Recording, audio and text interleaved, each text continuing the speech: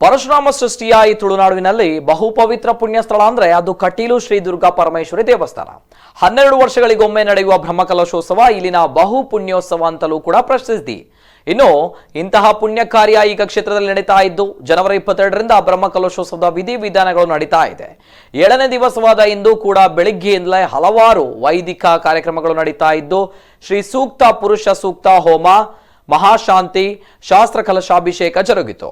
ಈ ಸಂದರ್ಭದಲ್ಲಿ ಅರ್ಚಕ ವೃಂದ, ಕುಡುಪು ಅನಂತ ಪದ್ಮನಾಭ ಕ್ಷೇತ್ರದ ಪ್ರಧಾನ ಅರ್ಚಕರಾದ ವೇದಮೂರ್ತಿ ನರಸಿಂಹಮೂರ್ತಿ ಸೇರಿದಂತೆ ಅನೇಕ ಆಡಳಿತ ಮಂಡಳಿ ಮುಖ್ಯಸ್ಥರು ಉಪಸ್ಥಿತರಿದ್ದರು.